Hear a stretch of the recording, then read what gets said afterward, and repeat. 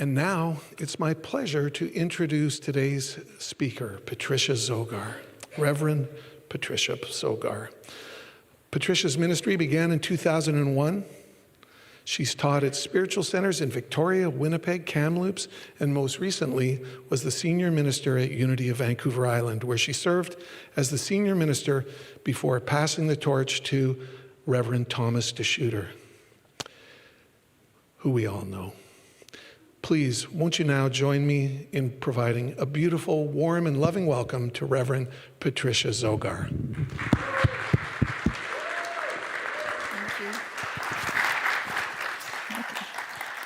Thank you. Good morning. It's great to be back.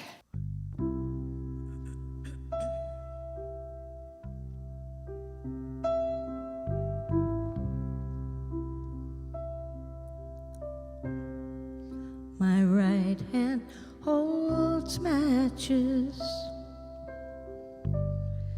My left holds my past. I hope the wind catches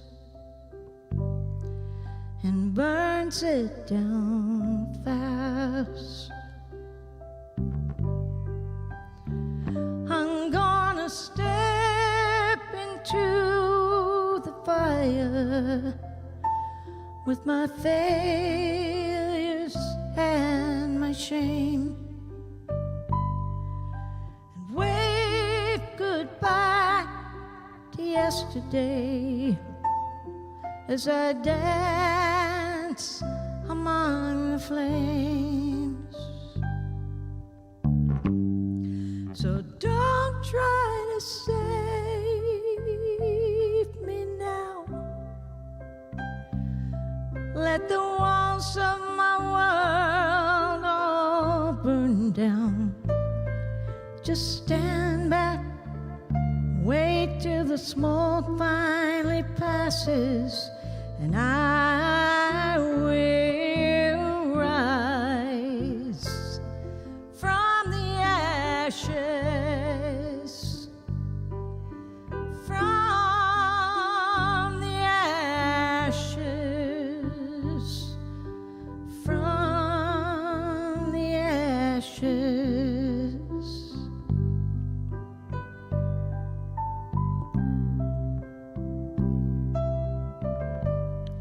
For all that I'm losing,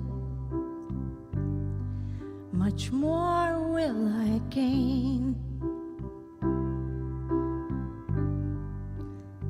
The hard part is choosing to change what needs change. And my step will be much lighter with these demons off my chest. I'm born a better spirit. I lay the old to rest. So don't try to change me now. Let the walls of my world all burn down. Just stand back and watch till the smoke finally passes, and I will rise from the ashes, from the ashes, from the ashes. And I'll walk away stronger. I will be flying higher and truer than I've flown before. My right hand holds matches.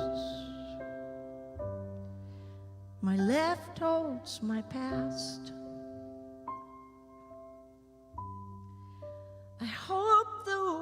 catches and burns it down fast.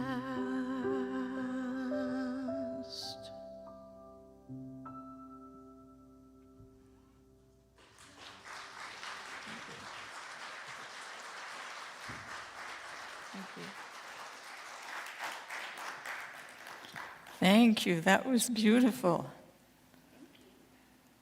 So, transformative power of release. Clinging to what no longer serves us doesn't keep us safe. It simply weighs us down. Yes?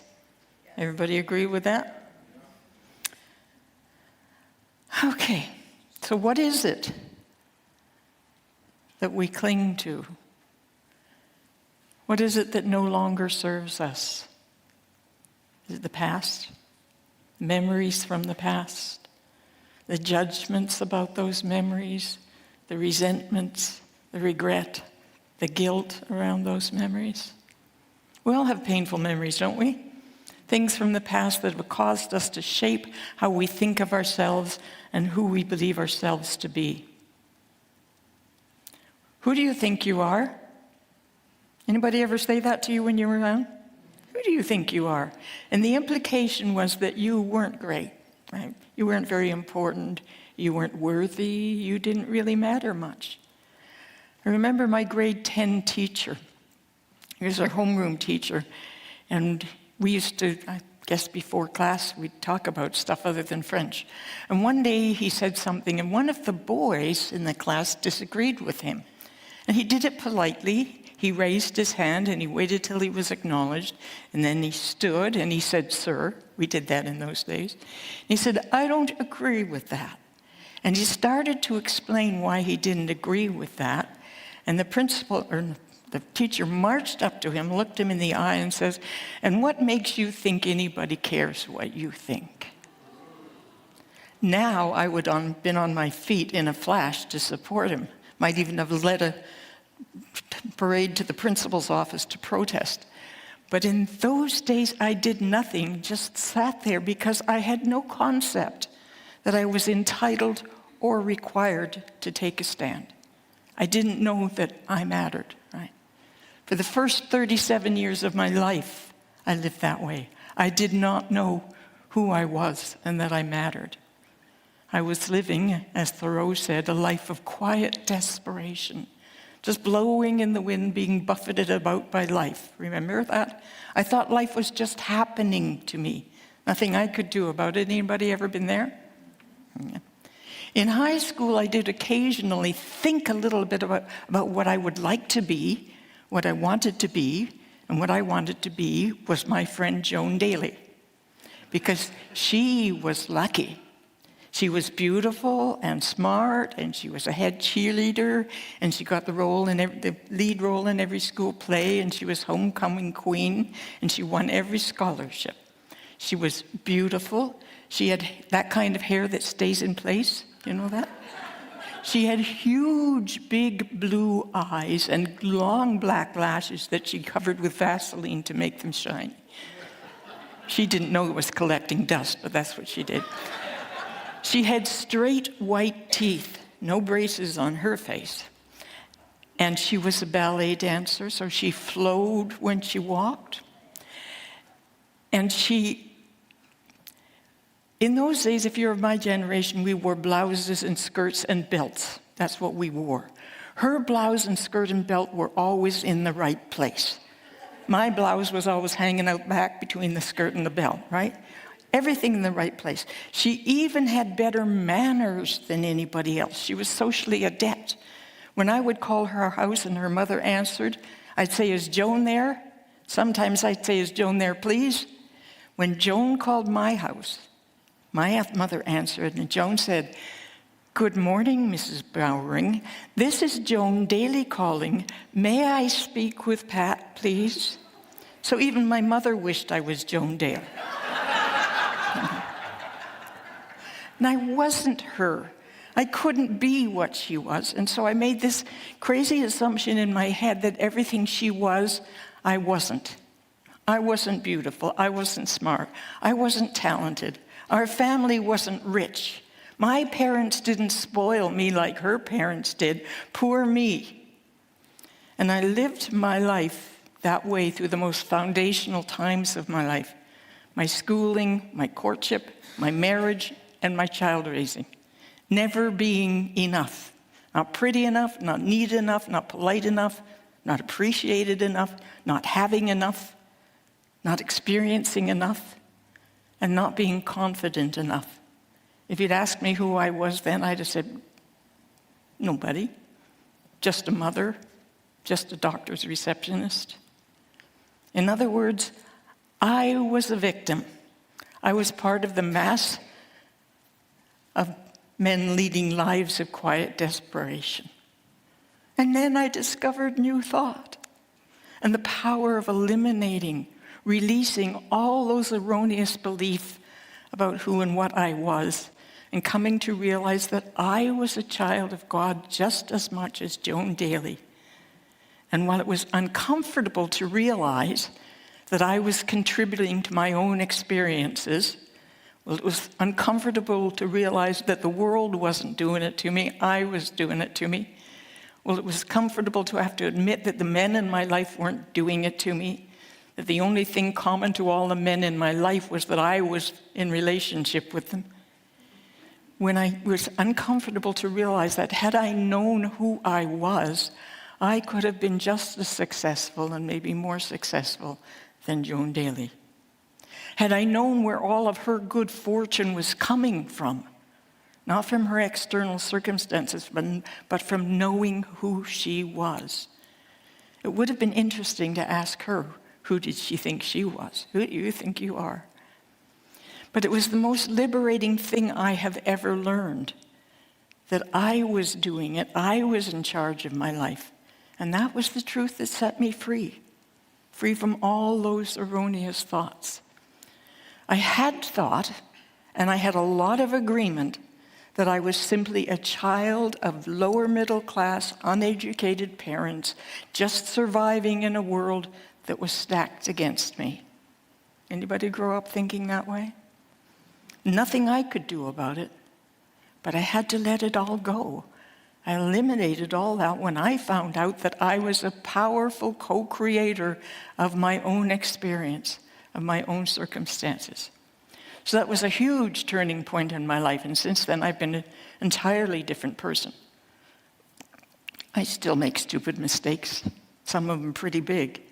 But you know, once you're awake, you can't go back to sleep. You can nap a little, but you can never go unconscious again. Once you know who you are and what you're capable of, you can never again fool yourself that you're helpless. You can forget for a little while, but you'll always remember. Something will always come along to snap you out of it, if you're willing, if you're living in a state of awareness of spirit and the power that's within.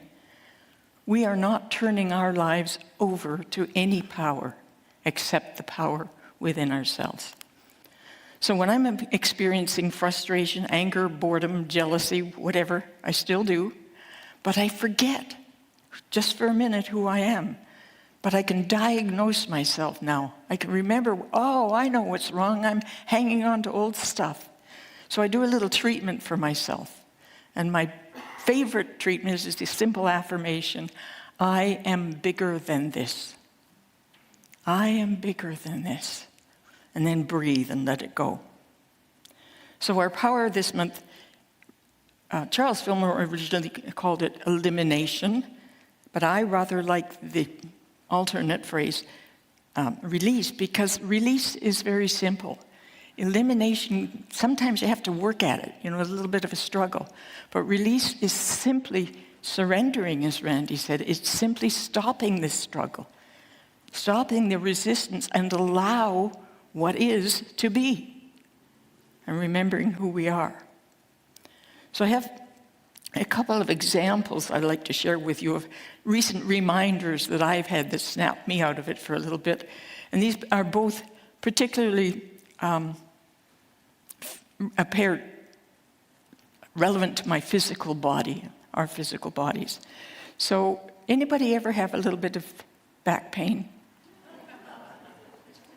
I was recently watching a friend go through some severe back pain, and I remembered throughout my adult life, I've lifted file cabinets that were too heavy or done things, and I hurt my back, right? And I learned quite intuitively what to do about that. Nobody told me this. I just suddenly knew what to do. So when I wake up in the morning a little stiff, sitting in bed, anybody ever wake up just a little stiff in bed? What I do is I sit up nice and straight.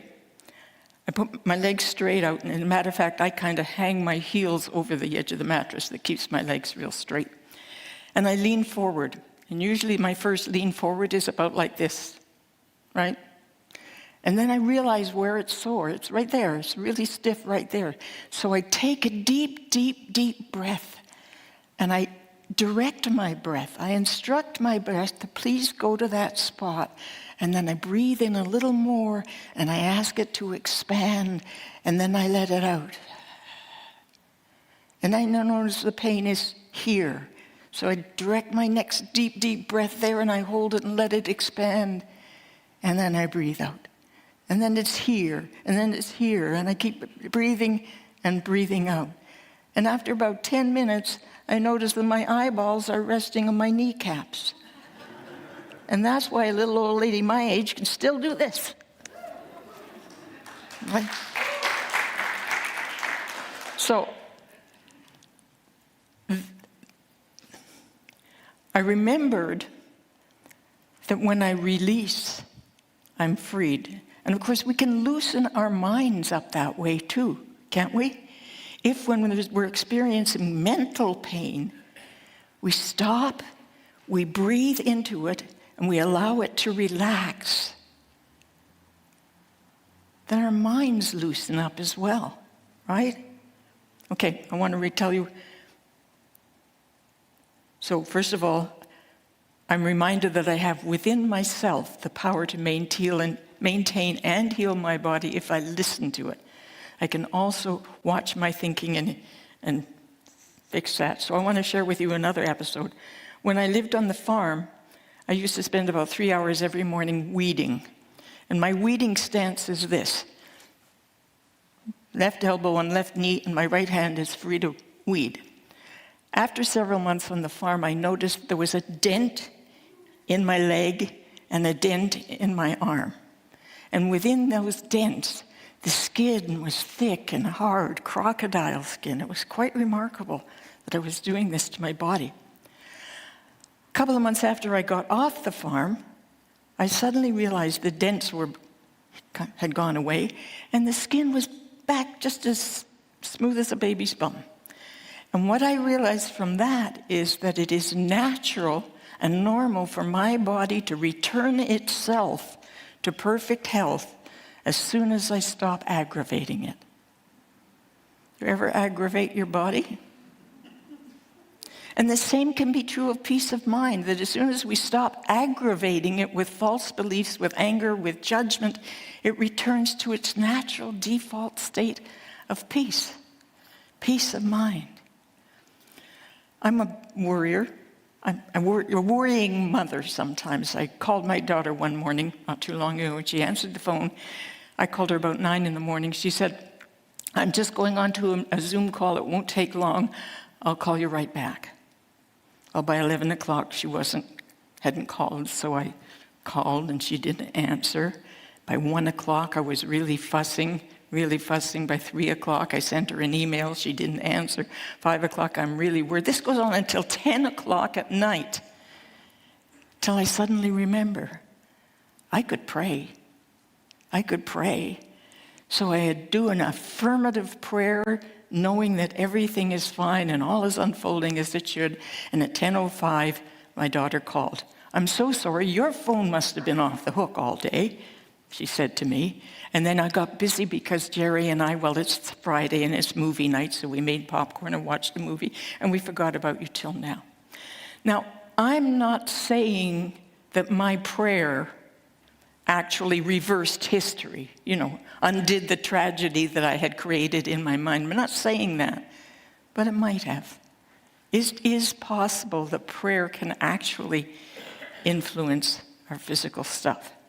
So I remembered the power of prayer, not to change God's mind, but to ease my mind, to correct my mind, to change the vibration of the situation. Often when somebody comes to me for prayer, I know that what they really need is peace of mind around the situation. And peace of mind is always a choice. Everything is always a choice. Isn't that one of the most powerful choices we have? The power to choose? We have a whole buffet of physical choices we can make, say, when it comes to our bodies. We can choose to go to an MD, we can choose an alternative health practitioner, change our diet, do exercises, take vitamins, do self-hypnosis, do shadow work. If we listen to our body, we know what to do. We have a buffet of mental choices. Every possible thought that has ever been thought or ever could be thought is available, laid out before us in universal mind. Which thoughts are we going to pick up and put on our plate? And we have spiritual buffet, 12 dishes on it. You know what they are, don't you? They are faith, strength, wisdom, love, power, imagination, understanding, order, will, zeal, release, and life. They're always there, always waiting for us. My computer has gone crazy, so hang on just a minute. Which of those tools we have are we going to pick up and use when we are confronted with a situation? So it's by releasing those erroneous thoughts we change our thinking. And one of the other unity tools that we can use, now you all know this, is denials. Now we're not in denial. We don't deny the situation. We don't deny the circumstances, but we deny the necessity, the inevitability, the permanence of those circumstances. And we deny that they have any power over us. And of course, every denial should be followed by an affirmation, right? A statement of possibility. So denials are the way we eliminate the negative thinking in order to make room for the positive thinking. One of the big areas we like to treat around is the area of abundance, prosperity, finance. So denial thoughts would be any thought that expresses a lack. Someone once said that there's an endless, see if I can find it. In capital T truth, there's an infinite supply in real truth.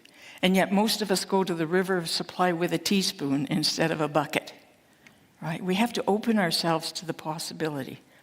So appropriate denials for eliminating error thoughts might be, I release my belief in limitation. I like this one for myself. My family's social standing is not the source of my good. There is never a need to apologize for or feel guilty about having and enjoying money. Anybody ever feel guilty when you have too much money? My past has no power over my future. I no longer believe any thoughts that block the flow of money to me. And then, of course, that's followed by your abundance, your affirmation. This is an abundant universe. Abundance surrounds me. Prosperity is my natural state. And I am worthy of wealth. There's a good one. I am worthy of wealth. So whether it's prosperity, health, relationship, your self-expression, use the tool of denials and affirmations. Even, spend some time meditating. After you meditate, just writing out some affirmations to have in your back pocket when the time comes. Because when you change your thinking, your experience must change. When you change your thinking, your experience must change. That's the law of creation, the law of cause and effect, the law of attraction, the law of mind action. Change your thinking, change your life. Because our life experiences are always reflecting our beliefs and expectations. Eric Butterworth said, you don't get what you want, you get what you expect. So believe in yourself, your own worthiness, your own wisdom, your own abilities, and expect the best in all areas of your life. I got the power to let it all go and release. Elimination gives me lots of peace. I release all feelings of anger and fear and know that the love of Spirit is here. I let it all go. I am free from the past, and now I'm in charge of my choices at last. And so it is. Namaste.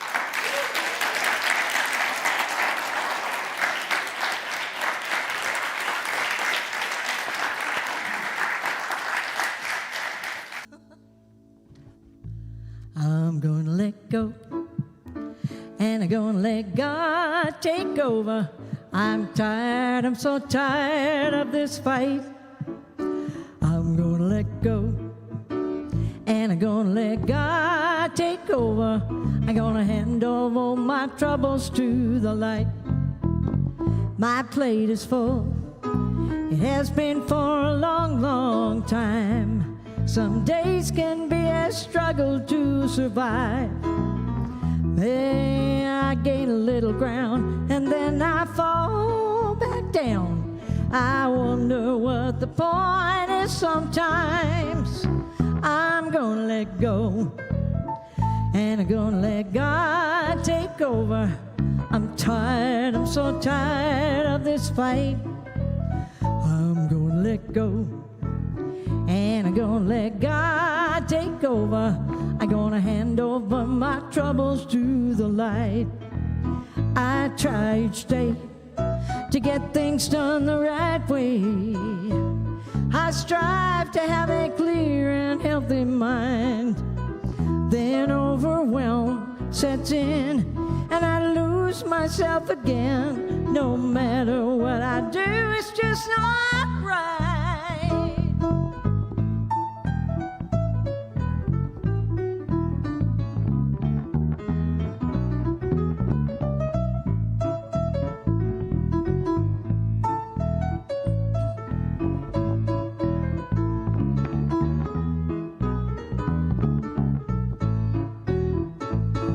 Well, I already feel the weight lifting off of me after living all these years of agony. Thankful that I finally given in to what I need. Your loving heart is setting me free. I'm gonna get go, and I'm gonna let God take over. I'm tired of this fight. I'm gonna let go, and I'm gonna let God take over. I'm gonna hand over my troubles to the light. I'm gonna let go, and I'm gonna let God take over. I'm tired, I'm so tired of this fight. I'm gonna let go, yeah, I'm gonna let God take over. I'm gonna hand over my troubles to the light. Yeah, I'm gonna hand over my troubles to the light. I'm gonna take all my troubles and I'm gonna hand them to the light. Oh, to the light.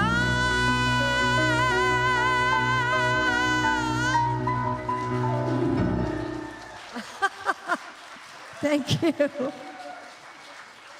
you so much. Wow. Gonna take all my troubles and hand them to the light. Yeah, that's what we do, right? Right? Yes. There's no troubles everything goes away. If you got a problem right now, it'll be gone. Take my word, it'll be gone at some point. Okay, thank you so much, Reverend Patricia. What a wonderful talk. And now we'd like to quickly share some of the great events that are coming up right here at Unity. Coming up is a online, especially for you folks that are on Zoom and YouTube, maybe at a distance or just find it most convenient. We've got a 4-part Unity Canada Zoom series that will touch on all the bases, health, relationships, prosperity, and more. And I'm complimented and honored that I was asked to do the first one, which will be on prosperity, which will be the next, coming up this coming Saturday on November the 15th. And as I say, it's a Zoom event. You do need to register. You just simply go to our website. You'll see the event there, and you just click on it and enter your email address, and then Unity Canada, who is running the event, will send you a link so that you can log on. It'll be a 2-hour session and will be very, very helpful in setting your goals for the upcoming year. I can tell you that right now because intentions are very important. And I can also tell you, for years I've had a superstition about you got to set your goals before the new year. Like, you need to have it set. You want it in consciousness leading up to the new year. It's all done and dusted. You're really clear what your intentions are. Doesn't mean that everything will go exactly the way that you write it, but you'll find that if you get everything in writing ahead of time, that it will inevitably, 75, 80, 85% of it is true by the end of the following year. Also, if you've got any challenges you'd like to move beyond or goals you'd like to achieve, we have a very sort of special intention setting group that meets every Sunday morning before the service. It's called the Sunday Morning Mastermind Prayer Group, and it's a great way to experience the power of unity prayer, praying within a group, very supportive, coherent vibration in that room where we put forward our intentions and receive the support of mastermind partners. That happens every Sunday downstairs in the meditation room at 10 a.m.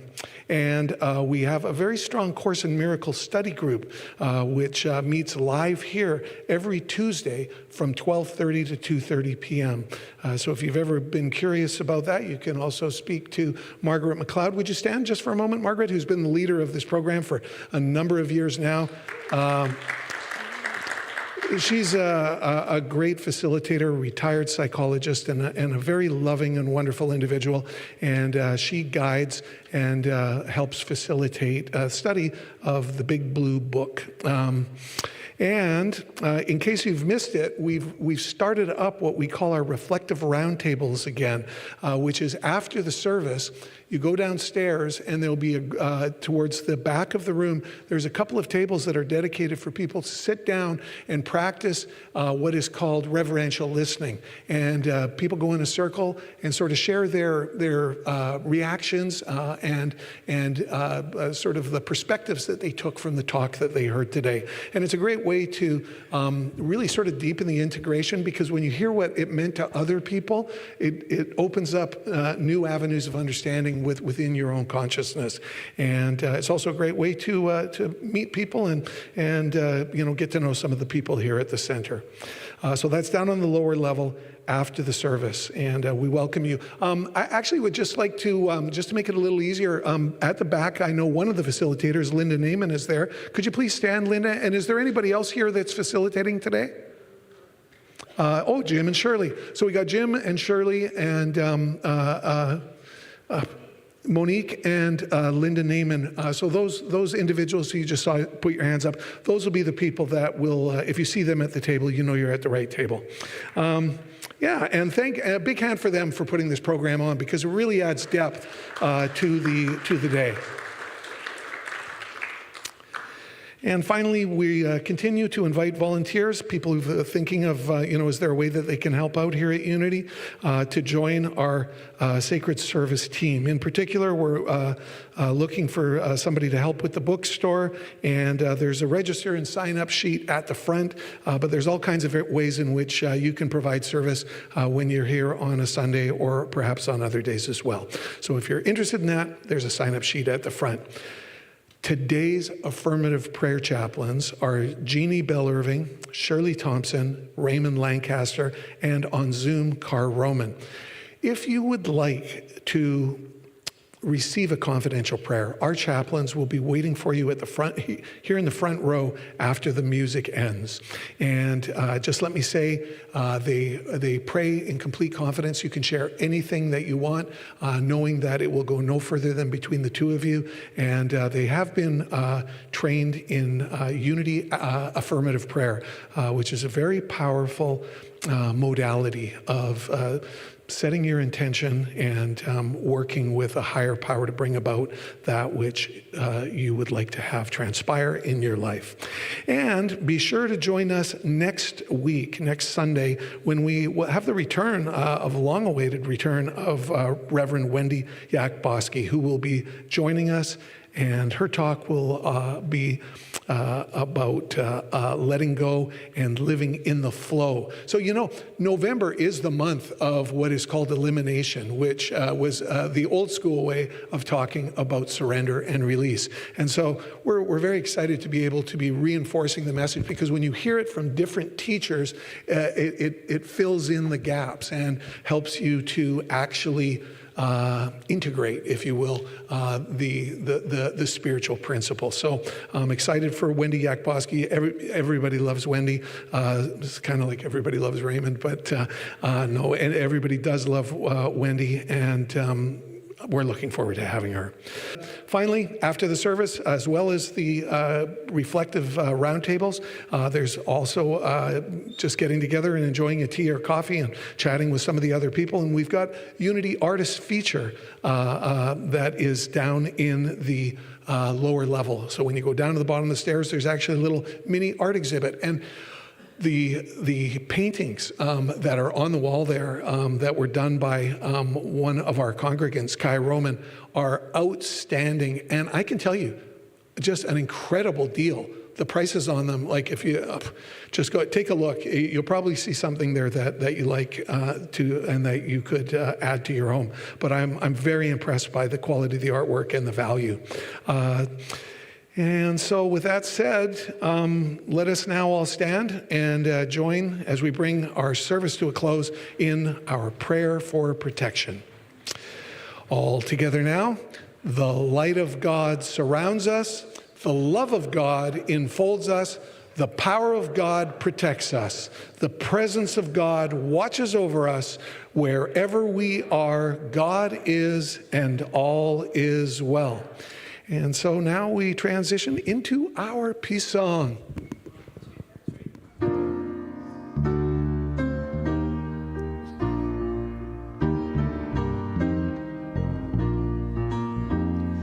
Let there be peace on earth, and let it begin with me.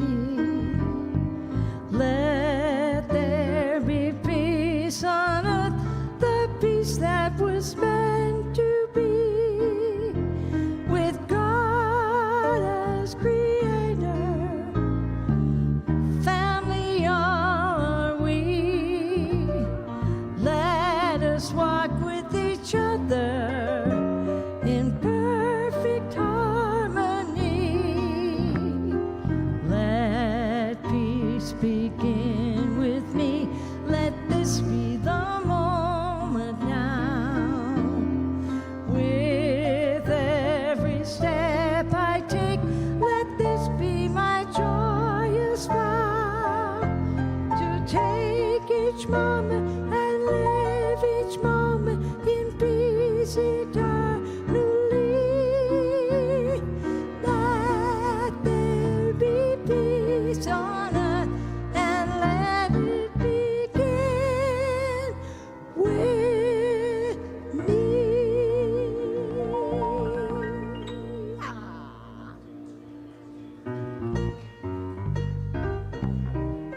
On YouTube. Thank you so much for joining us. We send you our love and look forward to seeing you again next week.